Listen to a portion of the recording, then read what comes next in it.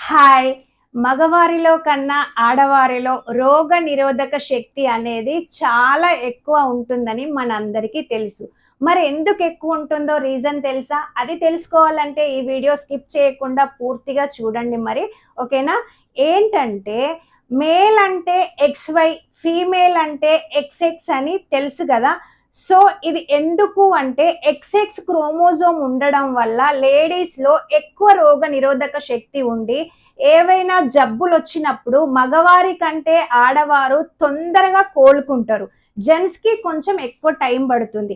మరి దీనికి గల కారణం XX క్రోమోజోమ్ గదా! మరి ఆ XX క్రోమోజోమ్ పైన మైక్రో RNA అనే జన్యు పదార్థం ఎక్కువగా పనిచేస్తది. X క్రోమోజోమ్ పైన మాత్రమే పనిచేసే ఏకైక జన్యు పదార్థం ఏంటంటే మైక్రో RNA. ఎప్పుడో చదువుకున్నట్టు గుర్తొస్తుంది కదా! Ribonucleic acid. ఇది ఏం చేస్తుందంటే ప్రోటీన్లను సమతుల్యంగా అంటే బ్యాలెన్స్గా ఉంచుతుంది కాబట్టి ఎక్కువ ప్రోటీన్లు కాకుండా తక్కువ ప్రోటీన్లు కాకుండా ఉంచుతుంది కాబట్టి లేడీస్లో రోగ నిరోధక శక్తి అనేది చాలా చాలా ఎక్కువగా ఉంటుంది.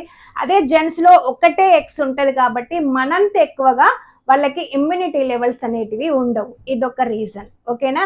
ఇంకొక విషయం ఏంటంటే మామూలుగా సెక్షన్ చేస్తారు. అంటే సిజేరియన్ ద్వారా పిల్లల్ని బయటకు తీయడం, లేదంటే నార్మల్ డెలివరీ ద్వారా పిల్లలు బయటకు వస్తారు.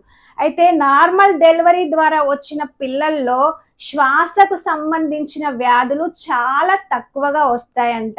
మరి సెక్షన్ వల్ల పుట్టిన పిల్లలకి ఒక 30% నార్మల్ కన్నా ఒక 30% పిల్లలకి ఎక్కువగా శ్వాసకోశ సంబంధిత వ్యాధులు వస్తాయని చెప్పేసి కొన్ని అధ్యయనాలు చెప్తున్నాయి.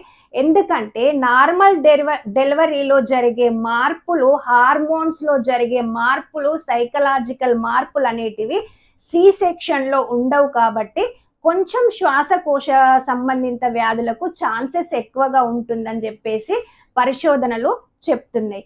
ఇంకొక విషయం ఏంటంటే మామూలుగా లేడీస్లో ఎవ్రీ మంత్ పీరియడ్స్ టైంలో ఎక్కువ బ్లీడింగ్ అవుతుంది, బ్లడ్ లాస్ అవుతాం కాబట్టి వాళ్ళకి రక్తహీనత, ఎముకలు గుల్లబారడం, ఎముకలు వీక్ అవ్వడం ఇలాంటివన్నీ జరుగుతూ ఉంటాయి కాబట్టి మనము తప్పకుండా ఎండలో డి విటమిన్ కోసం ఒక హాఫ్ అన్ అవర్ ఉండాలి. లేడీసే కాదు జెంట్స్ కూడా ఉండొచ్చు, ఉండాలి కూడా. ఎందుకంటే లేడీస్ ఇంకా కొంచెం ఎక్కువ నష్టపోతారు కాబట్టి వీళ్ళు కంపల్సరీ ఉండాల్సి వస్తుంది. అంతేకాకుండా ఎముకలు స్ట్రాంగ్గా ఉండడానికి ప్రోటీన్స్ ఉన్న ఫుడ్ని తప్పకుండా తీసుకోవాలి. అదేంటంటే మిల్క్ ప్రోడక్ట్స్, మళ్ళీ చిక్కుడుకి సంబంధించిన చిక్కుళ్ళు తప్పకుండా అలాంటి ఫుడ్ తీసుకోవాలి. ఎగ్స్, చికెను ఇలాంటివి, మష్రూము, పన్నీరు ఇలాంటి ఫుడ్ కనుక తీసుకుంటే తప్పకుండా వాళ్ళు గెట్ ఆన్ అవుతారు. ఇలాంటి మరిన్ని ఇంట్రెస్టింగ్ వీడియోస్ కోసం నా ఛానల్ను సబ్స్క్రైబ్ చేసుకోండి. రమాదేవి కట్కూరి. లైక్ చేయండి, షేర్ చేయండి, సపోర్ట్ చేయండి. ఓకేనా మరి?